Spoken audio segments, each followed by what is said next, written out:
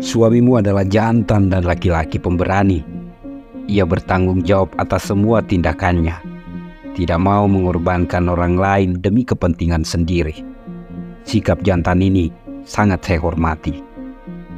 Demikian kata Westerling kepada istri Andi Abdullah Baumasepe, Andi Soji Petakan Jenne. Ditahan kurang lebih 146 hari. Dalam 146 hari penuh penyiksaan di sana, penuh penyiksaan apa?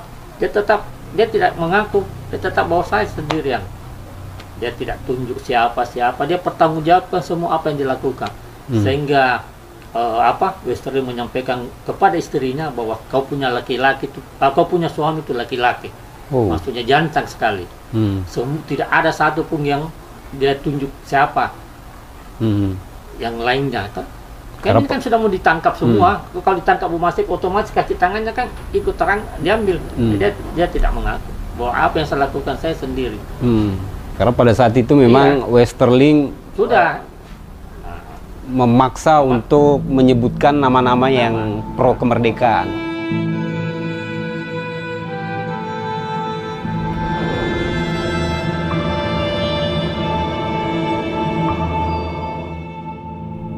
Letnan Jenderal TNI Andi Abdullah Baumasepe adalah pejuang heroik dari daerah Sulawesi Selatan yang dianugerahi gelar Pahlawan Nasional Indonesia. Ia merupakan Panglima Pertama Tri Divisi Hasanuddin dengan pangkat Letnan Jenderal.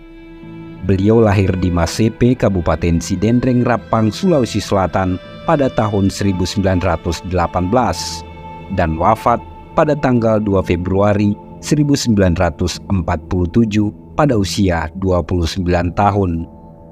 Andi Abdullah Baumasepe adalah putra dari Andi Mapanyuki yang juga salah seorang pahlawan nasional dari Sulawesi Selatan, dan ibunya Bese Bulo, putri Raja Sidendreng di daerah Masepe, Kabupaten Sidendreng Rapang. Jadi Baumasepe ini anak dari Andi Mapanyuki, Raja Bone ke-37 dan ke-34 dan 32 dan ke-34.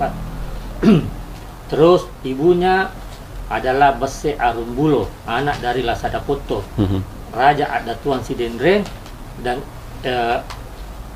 ibunya mamanya Baumasepe ini raja di Sawito. Jadi dia mewarisi 5 tahta kerajaan ini. Bone,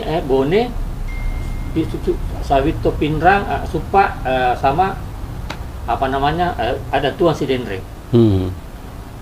Waktu kecil ini ibunya kan meninggal. Ibunya meninggal. Jadi bapaknya Andi Mapanyuki ambil, bawa ke Bone, dibesarkan di kerajaan. Dan memang dia memang dididik, diajar untuk anak patola, orang Busu, anak pengganti. Anak pengganti. Karena dia putra mahkota dari semua, dari segi darah ibunya, dari segi darah dia memang harus, dia putra mahkota ceritanya. Kalau cerita dulu putra mahkota. Setelah bapaknya diangkat Datu Sukpa, Andi Mapanyuki diangkat Datu Sukpa, dalam pemerintahannya itu dia diangkat jadi Raja Bone Arum.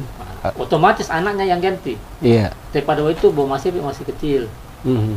Baumasepe masih kecil sehingga dia tunjuklah dia punya ponakan namanya Andi Mapangile. Andi Mapangile itu bapaknya, mertuanya Baumasepe, sepupunya Baumasepe, tapi mertuanya juga. Mertuanya ditunjuklah Andi Mapangile. Andi Mapangile pada waktu itu menyampaikan, jangan saya, saya punya adik nih. Dia kasih Raja Bone sambil menunggu Baumasepe besar. Nah, diambillah di Makassau, datang di Makassau dan dilantiklah jadi Datu Sukpa. Jadi usia Baumasepe pada saat itu masih sangat relatif muda. Iya, masih relatif muda. Nah, nanti setelah dia berumur 17-18 tahun itu, diangkatlah jadi Datu Sukpa, makanya dinamakan Datu Sukpa Lolo. Beliau adalah pewaris tahta dari 2 kerajaan besar di Sulawesi Selatan, yaitu Kerajaan Bone dan Goa. Ia juga merupakan pewaris tahta dari 5 kerajaan di sebelah barat Danau Sidendreng, yaitu Supa, Alita, Sidendreng, Rapang, dan Sawito. Ia pernah mengecap pendidikan formal pada sekolah rakyat selama 1 tahun atau di tahun 1924, HIS atau Hollands Islander School, dan selesai pada tahun 1932.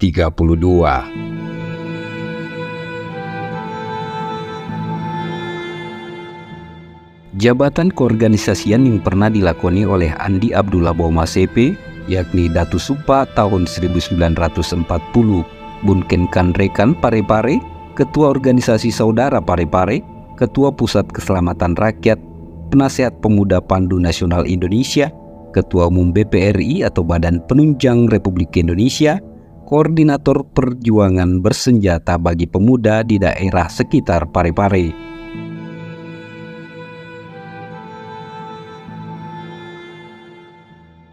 Andi Abdullah Bauma CP adalah seorang asisten residen atau Kenkanrikan yang dibentuk oleh Jepang kala itu.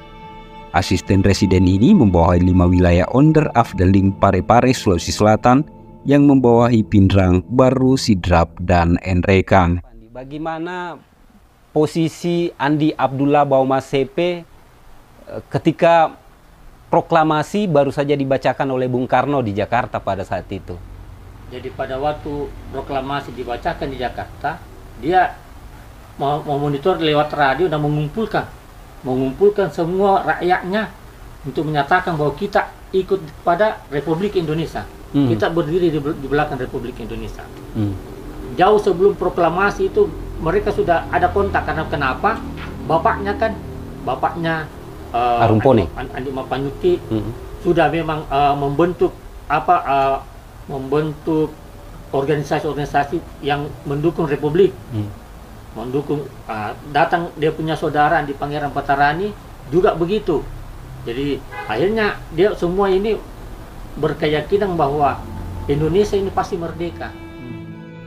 Pada tanggal 21 Agustus 1945 diadakan rapat raksasa dan upacara penaikan bendera merah putih di lapangan Lasindrang dengan maksud memasyarakatkan Sang Merah Putih. Pada saat itu, Andi Abdullah Bauma CP berpidato menyerukan agar semua rakyat mempertahankan kemerdekaan sampai tetes darah penghabisan.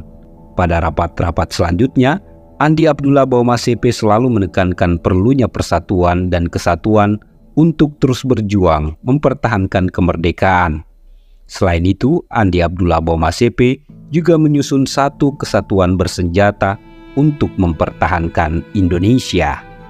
Pada tanggal 30 Agustus 1945, Andi Abdullah Bauma CP bersama Andi Makassau mengadakan demonstrasi barisan keliling kota Parepare dengan membawa bendera merah putih.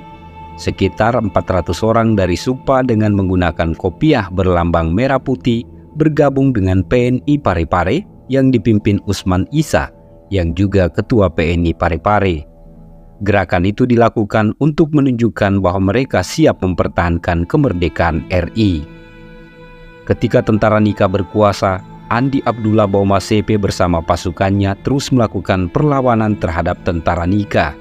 Pasukan di bawah komando Andi Abdullah Bauma CP itu melakukan gerakan gerilya dan beberapa kali terjadi kontak senjata dengan tentara Nika. Untuk kebutuhan persenjataan, Andi Abdullah Bauma CP melakukan kontak dengan Juli, seorang komandan polisi Nika di Balikpapan, Kalimantan Timur. Juli mensuplai ratusan senjata dan amunisi yang dikirim melalui pelabuhan Supa. Pihak Belanda yang mengetahui gerakan perjuangan Andi Abdullah Bauma CP memintanya menandatangani surat yang isinya agar Andi Abdullah Bauma CP mau menyetujui keberadaan Belanda di wilayahnya. Namun tawaran itu ditolak mentah-mentah oleh Andi Abdullah Bauma CP.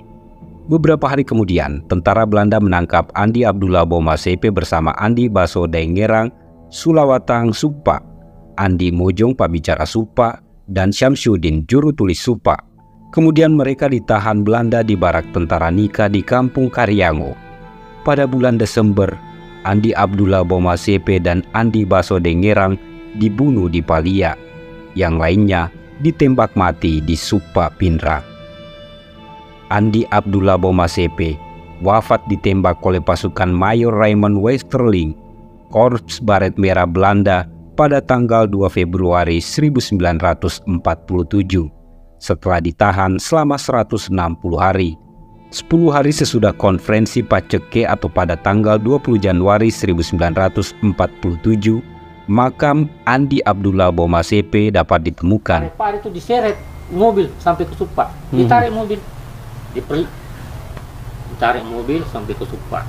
Supa di sana kan dieksekusi, ada tempat di sana dieksekusi beberapa pejuang-pejuang. Ditembak, tapi beliau belum mati di sana, diseret lagi sampai ke Pinrang. Dan ditahu kan bahwa ini kan kalau ini yang menyerah semua ini. Iya, karena beliau seorang raja. Yang menyerah semua ini, menyerah Sawito, karena Sawito kan dia punya adik perempuan. Sidrap dia punya, Sidenreng dia punya adik. Jadi harus ditaklukkan ini. Kalau ini takluk semua takluk. Dia diseret, tapi tidak mati. Akhirnya dia ditanam, dikubur hidup-hidup. Dikubur hidup-hidup. Lokasinya di mana, Dis? Di daerah Pinrang. Daerah Pinrang, desa Amesangan ke dalam. Terus jasad almarhum baru diketahui pada saat tahun 50. Tahun 50. Itu bagaimana ceritanya? Setelah merdeka kan digali. Tentara sudah kuasai. Iya. Artinya sudah peralihan. Peralihan ke tentara. Datanglah seorang tua orang yang di sana ke istrinya. Iya. Bahwa dah itu dikebumikan di sini. Dia bilang, saya lihat, dia bilang pakai baju ini dia jelaskan. Datu digali lah kuburannya, gali. Sama istrinya dan tentara datang, tentara gali. Istrinya, oh ini suami saya.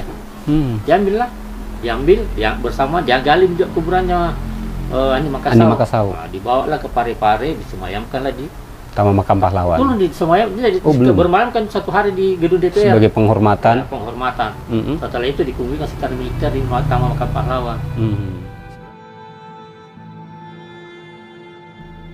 Atas segala jasa-jasanya, Andi Abdullah Boma CP diangkat sebagai pahlawan nasional pada 7 November tahun 2005 oleh Presiden Susilo Bambang Yudhoyono yang dihadiri segenap pejabat tinggi negara serta ahli waris, keluarga dan kerabat Andi Abdullah Boma CP serta masyarakat Sulawesi Selatan.